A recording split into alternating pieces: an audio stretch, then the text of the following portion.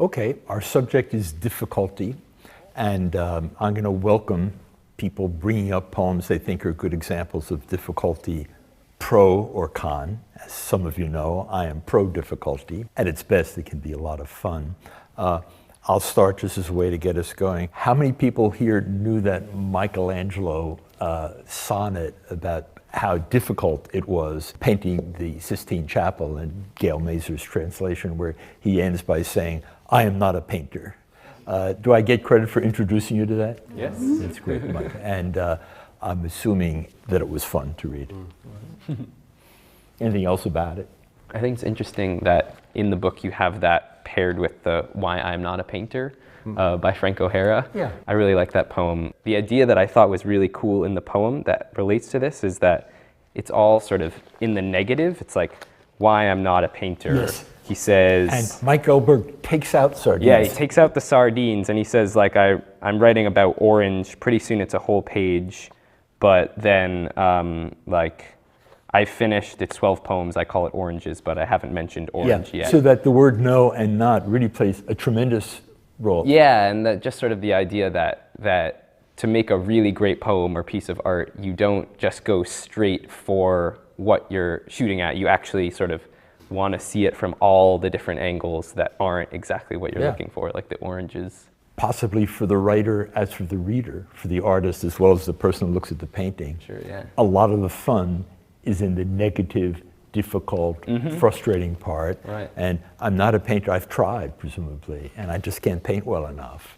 And the course of pleasure, the course of art, the course of a life is not, to use Micah's gesture, it's not straight. Yeah. It often is very circuitous and involves a lot of no, not that, no, not that. Most thinking involves no, not that, no, not that.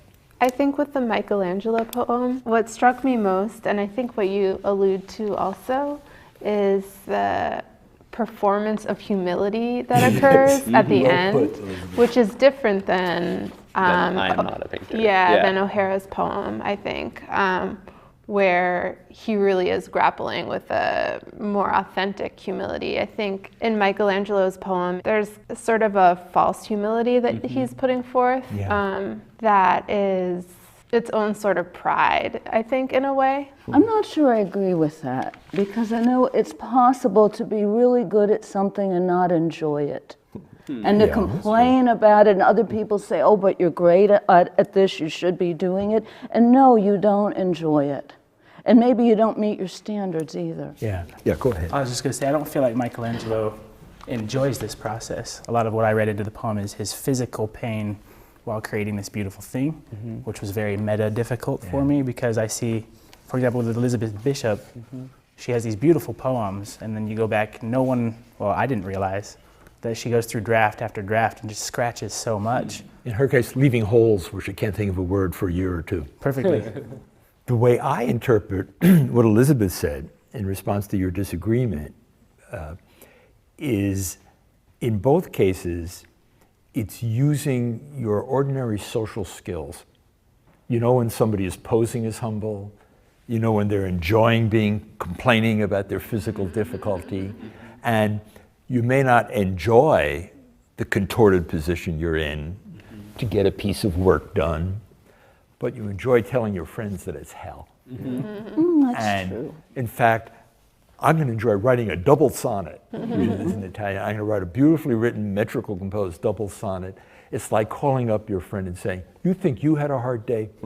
Listen to this. And we hear that in the friend's voice. I think sometimes when people read poetry, they inadvertently abandon all their social skills. All the ways you can hear when somebody is half kidding, when somebody isn't as confident as they're pretending to be, and all of that we've used all our life, not only in conversation, but in reading a newspaper piece, in reading a business memo. Say, this is just boilerplate, this is bullshit, this part, but I think that he actually means that. Those same skills are part of writing and reading poems.